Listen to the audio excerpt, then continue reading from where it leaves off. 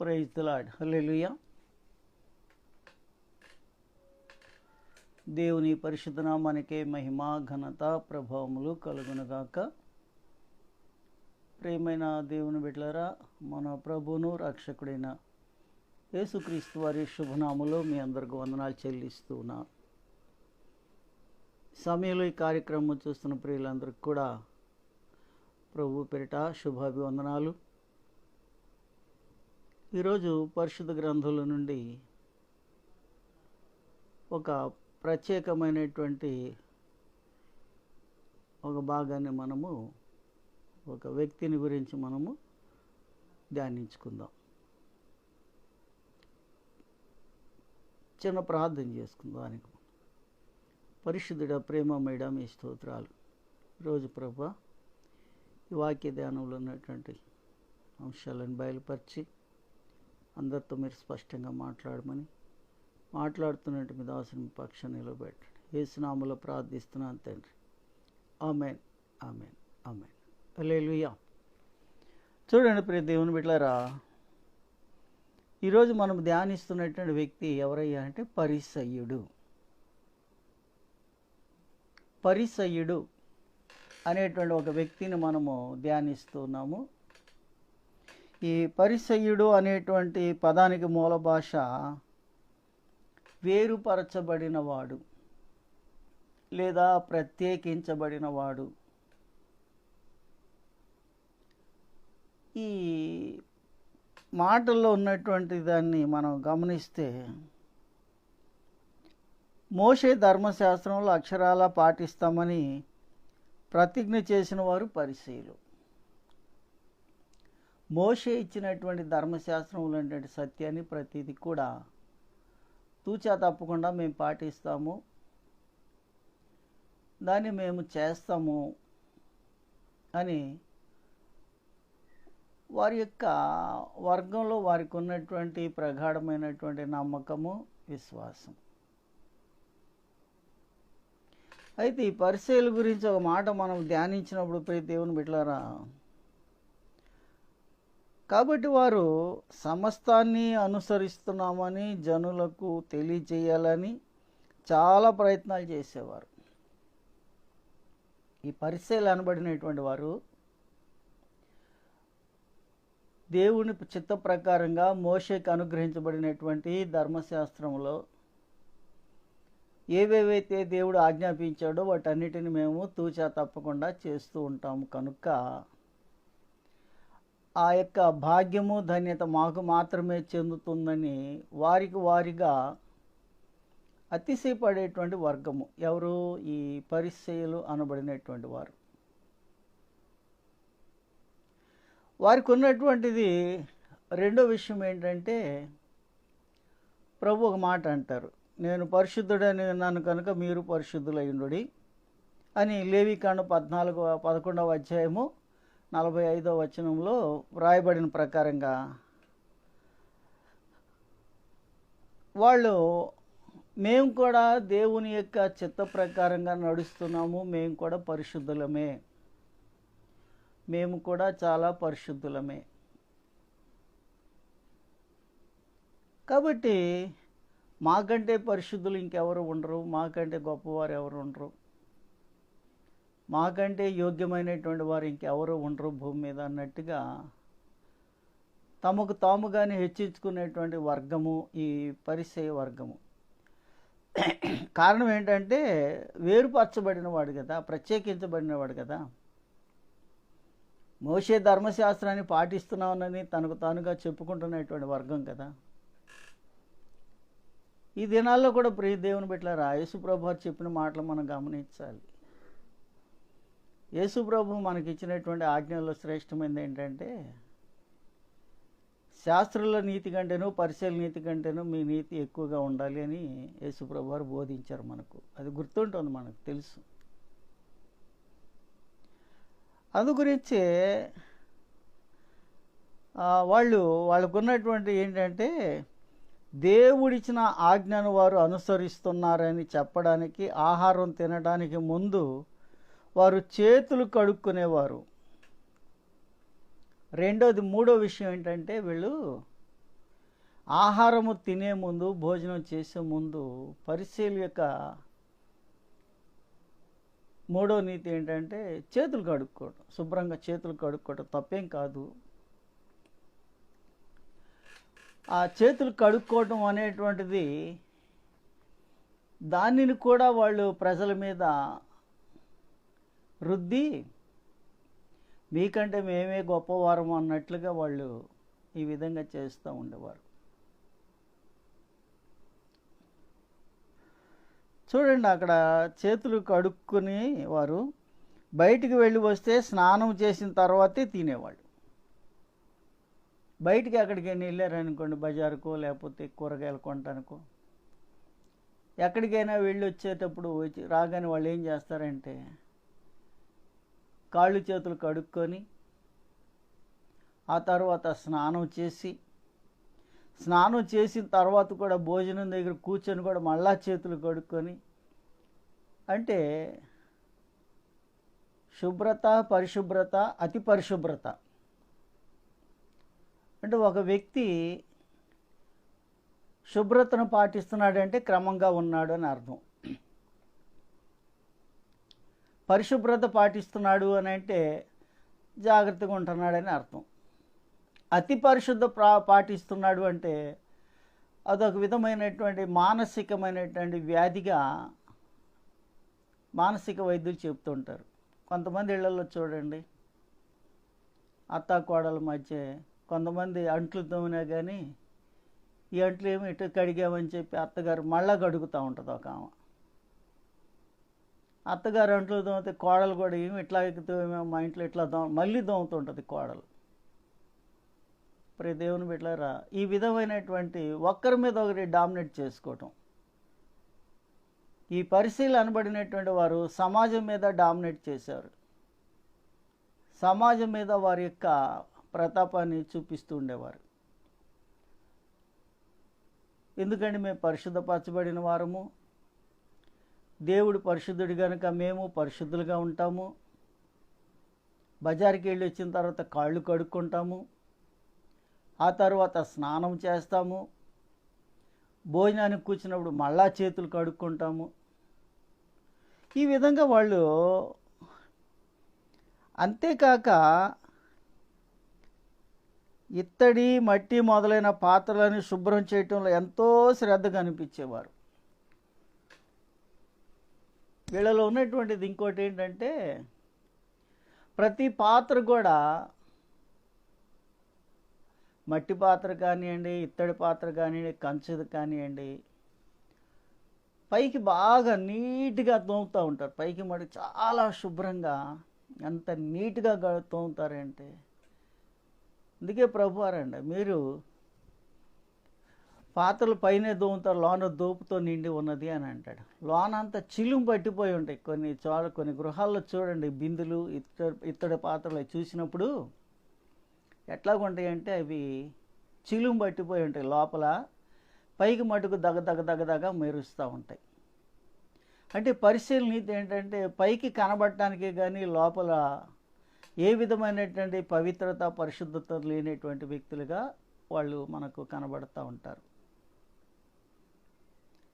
అంత మాత్రమే కాదు ప్రియ దేవుని బిడ్డలారా, అంతరంగిక పరిశుద్ధత కన్నా బాహ్యమైన పరిశుద్ధత చూపిస్తూ మేము పరిశుద్ధులమని కనబరుచుకునే పరిసయ్యులను అంతరంగము కంటే కూడా, లోపల ఉన్నదానికంటే కూడా ప్రభువారు మాట్లాడినటువంటి అద్భుతమైనటువంటి ఆ కొండ మీద ప్రసంగం మత్తయి సువార్త 5వ అధ్యాయంలో హృదయశుద్ధి గలవారు ధన్యులు అని బాహ్యమైనటువంటి శరీరాన్ని కాదు కానీ హృదయాన్ని శుద్ధి చేసుకుంటే మీరు ధన్యులు, వారు దేవుని చూచెదరు అన్నాడు. అంటే హృదయశుద్ధి గలవారు ధన్యులు, వారు దేవుని చూచెదరు. ఈ శాస్త్రులు, పరిశీలు నీతి ఎట్లాంటిదంటే పైకి డంబాచారంగా ఉంటారు కానీ లోపల మాత్రం చాలా ఏహమైనటువంటిదిగా, అసహ్యమైనటువంటిదిగా ఉంటారు. వీళ్ళ పరిస్థితి ఇది. అంతేకాదు, ఇంకా కొన్ని మాటలు నేను మీకు చెప్పాలనుకుంటున్నాను. అంతేకాదు, కనుపరుచుకునే పరిచయలు ప్రభు అన్నాడు సున్నం కొట్టిన సమాధులు అని పిలిచాడు. మత్తయి సువార్త 23వ అధ్యాయము 7వ వచనంలో. వీళ్ళని ఏమన్నాడంటే మళ్ళీ సున్నం కొట్టిన సమాధులు అని అన్నాడు. అంటే ఈ రోజుల్లో కూడా చూడండి ప్రియ దేవుని బిడ్డలారా, సమాధులను కూడా ఎంతో చక్కగా అలంకరిస్తూ ఉంటారు. పైన ఆ వ్యక్తి ఎట్లా బ్రతికాడా, ఆ చనిపోయిన సమాధిలో ఉన్నటువంటి వ్యక్తి యొక్క క్యారెక్టర్ ఏంటి, తన పరిస్థితి ఏమిటి అనేది పక్కన పడేసి వారికి ఉన్నటువంటి బంధువర్గము, వారికి ఉన్నటువంటి ధనము, పరిస్థితులను బట్టి వాళ్ళు ఏం చేస్తారంటే ఈ సమాధుల్ని చక్కగా అలంకరించి, చక్కగా మంచి విలువైనటువంటి రాతి కట్టడాలతో అలంకరించి అబ్బురిపోయేలాగా అలంకరిస్తూ ఉంటారు. కాబట్టి వాళ్ళని శాస్త్రులు పరిచయలు కూడా వాళ్ళ పరిస్థితి ఏంటంటే సున్నం కొట్టే సమాధులు అన్నాడు పరిచయలను. యేసుప్రభు వారు చెప్పిన మాట ఇది. అంత మాత్రమే కాదు, యెహోవా ధర్మశాస్త్రం మీ నోట ఉండునట్లు బలమైన చేతితో యెహోవా ఐగుప్తులను నిన్ను బయటికి రప్పించిన ననుటకు ఈ ఆచారము నీ చేతి మీదను సూచనగా నీ కన్నుల మధ్యను జ్ఞాపకార్థముగా ఉండును అని అన్నాడు. మా నిర్గమకాండ 13వ అధ్యాయము 9వ. అంటే చేతి మీదను నుదుటి మీదను దేవుని యొక్క ధర్మశాస్త్ర సంబంధమైనటువంటి ఆచారాలు, వాక్యాలు ఉండాలి అని చెప్పి ప్రభువారు చెప్పారు అని అంటే, చేయి అనేటువంటి మాటకు అర్థం ఏంటంటే క్రియలు. చేతి మీద ఉండాలి అంటే క్రియాపూర్వకంగా ఉండాలి. నుద్దిటి మీద అంటే ఆలోచనలో కూడా దేవునికి సంబంధించినటువంటిదై ఉండాలి. ఆలోచన దేవునికి అనుకూలమైనదై ఉండాలి, క్రియలు దేవునికి మహిమకరమై ఉండాలి. వీళ్ళు ఏం చేసేవారంటే దేవునికి దశమ భాగం తీసేటప్పుడు సదీపాలోను పుదీనాలోను దశమ భాగం తీసి దోమలను వడగట్టేసి ఏనుగులు మింగి భయంకరమైనటువంటి మనస్తత్వం కలిగినటువంటి వారు అన్నమాట ఈ పరిసయ్యులు. నేటి సమాజంలో ఇటువంటి ఆచరిస్తున్నటువంటి వారిని ఈ పరిసయ్యుల యొక్క గుంపుతో మనం పోల్చవచ్చు ప్రియులారా. ఈ పరిసయ్యులతో మనం పోల్చవచ్చు. ఎందుకంటే వారు ఏదైనా పనులు చెయ్యాలంటే చాలా ఖర్చు పెడతారు. దేవుని పనికి అనేటప్పటికీ లేనిపోయినటువంటి బలహీనతలన్నీ వాళ్ళు కనబరుస్తూ ఉంటారు. ప్రియ దేవుని బిడ్డలారా, చాలా జాగ్రత్తగా గమనించాలి. దేవుని వాక్యాన్ని మనం గమనించినప్పుడు అనేకమైనటువంటి విషయాలు మనం చూస్తాము. అంతేకాదు, దేవుని ఆజ్ఞను నెరవేర్చడానికి చాలా వచనాలు ఆధారం చేసుకొని వాళ్ళ దగ్గర ఉన్నటువంటి 1.1.5 అంగుళాల వెడల్పు 18 అంగుళాల వెడల్పు గల నాణ్యమైన చర్మపు చుట్టలో వ్రాసి ఒక చిన్న చర్మపు పెట్టెలో ఉంచి దాన్ని వారి చేతుల మీద, వారి నొసటి మీద ఎప్పుడు ధరించేవారు.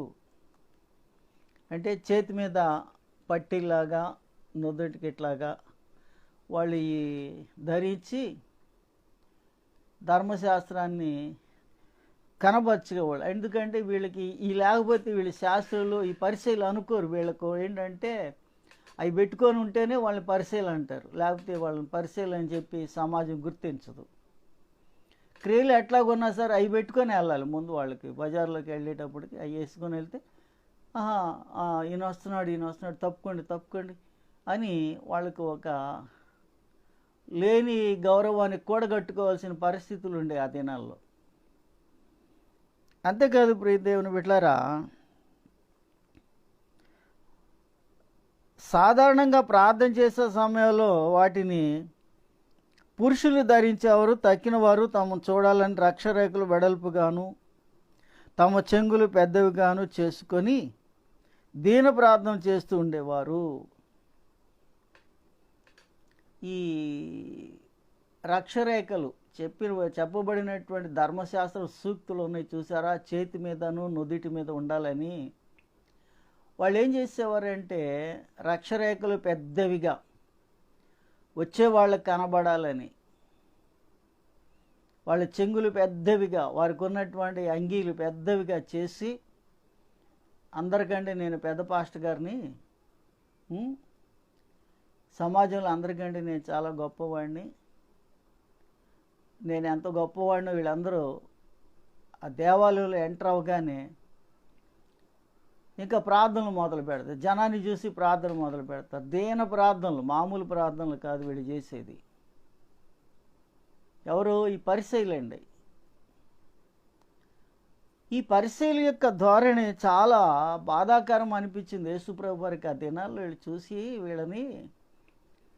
వీళ్ళు ఇట్లా చేసి సమాజంలో వీళ్ళు ఏమి సందేశం అందిస్తూ ఉన్నారు, సమాజంలో ఉన్నటువంటి ప్రజలకు ఏ విధమైనటువంటి మంచి నేర్పిస్తున్నారు అనేటువంటి ఒక భావన మన ప్రభు వారికి కలిగి వారిని ఈ విధంగా గద్దించాడు. సున్నపు కొట్టిన సమాధులు అని అన్నాడు. చూడండి, అంతేకాదు ఇంకా చాలా ఉన్నాయి ప్రియ దేవుని బిడ్డలారా. వారు పురుషుల వలె ధరించి తక్కిన వారు తమ చూడాలని రక్షరేఖలు వెడల్పుగాను తమ చెంగులు పెద్దవిగా చేసుకొని తీవ్రంగా విమర్శించే దీన ప్రార్థన చేసేవారు. పరిసయ్యులు విధవరాండ్ర ఇళ్లలో దోచుకుంటారని ప్రభు అని చాలా తీవ్రంగా విమర్శించారు. వీళ్ళు ఏం చేసేవారంటే విధవరాళ్ళ ఇళ్లలోకి వెళ్ళేసి వాళ్ళలో ఏదో ఉన్నటువంటి బలహీనతలు వీళ్ళు సొమ్ము చేసుకుంటూ ఉండేవారు. దీన ప్రార్థనలు, నీకోసం నేను చాలాసేపు ప్రార్థన చేస్తాను, నీకోసం నేను చాలాసేపు ప్రార్థన చేస్తాను, దీనంగా ప్రార్థన చేస్తాను. దీనం అంటే చూసారా, అసలు పాపం ఇంత దీనంగా ఉన్నాడు ఈ పరిసయ్యుడు. మనమంటే, మన సమాజం అంటే, మన కుటుంబం అంటే ఎంత భారంగా ప్రార్థన చేస్తున్నాడు అని సమాజం అబ్బురుపోయే విధంగా సమాజం చూసి ఈ పరిసయ్యులను ఇంకా గౌరవం నుంచి అతి గౌరవానికి వెళ్ళే ధోరణిలో ప్రార్థన చేసేవాళ్ళు వీళ్ళు.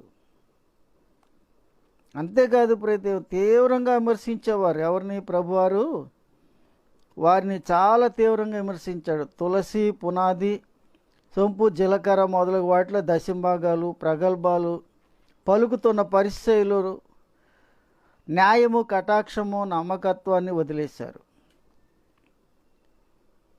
దశమ భాగాలు ఎవరైనా ఇస్తే, ఎవరైనా కొంచెం అధికమైనటువంటి ఆఫరింగ్స్, కానుకలు లాంటివి ఇస్తే ఏదైనా వాటిని తీసుకొని ఈ వ్యక్తి చాలా గొప్పవాడు, ఆ వ్యక్తి చాలా గొప్పవాడు. రోజుల్లో చూడండి ప్రియ దేవుని బిడ్డలారా, విశ్వాసులకు కూడా మందిరానికి ఒక ఫ్యాన్ కానీ ఒక లైట్ కానీ ఇస్తే వాళ్ళ పేరు ఖచ్చితంగా వేయించుకుంటున్నారు. నేను సేవకు వచ్చిన పూర్వం చూస్తే ప్రతి మందిరంలో ఎవరైనా ఫ్యాన్ ఇస్తే 3 రెక్కలు ఉంటే 3 పేర్లు ఉండేవి. అలాగే ఈ పరిసయ్యులు, శాస్త్రులు కూడా అట్లాంటి వాళ్ళేనమాట ఆ రోజుల్లో. ఈరోజు దైవ సేవకులు కూడా ఎవరైనా కానుకలు చదువుతూ ఉంటారు కొంతమంది. పలానా వారు 1016 ఇచ్చారు, పలానా వారు అర్ధ 116 ఇచ్చారు, పలానా వారు 116 ఇచ్చారు, ఈ నెల దశమ భాగం, ఈ వారం దశమ భాగం అని ఏలం పాట పాడినట్టుగా పాట పాడుతూ ఉంటారు కొంతమంది. ఎందుకంటే ఈమె 116 ఇస్తే చదివారు, రేపు వచ్చే నెల నేను 1116 ఇవ్వాలనేటువంటిది. కానీ ఇక్కడ విషయం ఏంటంటే దశమ భాగం అనేటువంటిది వారి సంపాదనలో, వారి కష్టంలో, వాళ్ళ రాబడిలో ఖచ్చితంగా నిక్కచ్చిగా తేవలసింది. ఈ పరిశీలు అనేటువంటి వాళ్ళు ఇచ్చేటువంటి దశమ భాగంలో వీళ్ళు తీసుకొని వీళ్ళు పుదీనాలోను, జీలకర్రలోను, సోపులోను ఇందులో దశమ భాగాలు తీసి దేవుని సమర్పించేవాళ్ళు. చూసాం, మేము కూడా దశమ భాగం తీస్తాం. చాలామంది ప్రతి దేవుని బిడ్డలారా ఉద్యోగాలు చేసుకుంటూ సేవకులు చాలామంది నా ఉద్యోగంలో దశమ భాగం నేను తీస్తాను అంటాడు. ఓకే, ఆ దశమ భాగం ఎవరికి ఇస్తున్నావు? ఆ దశమ భాగం ద్వారా ఏదైనా సేవకుడు పోషించబడుతున్నాడా అంటే దాన్ని మళ్ళీ కవర్ చేస్తాడు. నేను దశమ భాగం తీసి పరిచర్యకి అంతా ఖర్చు పెట్టేస్తున్నాను, ఈ పరిచర్య కోసమే నేను దశమ భాగం తీస్తున్నాను అంటాడు. నువ్వు తీసిన దశమ భాగము పరిచర్యకి ఖర్చు పెట్టి మరి సంఘంలో ఇచ్చేటువంటి దశమ భాగం తీసుకొని అది తీసుకొని ఇది తీసుకొని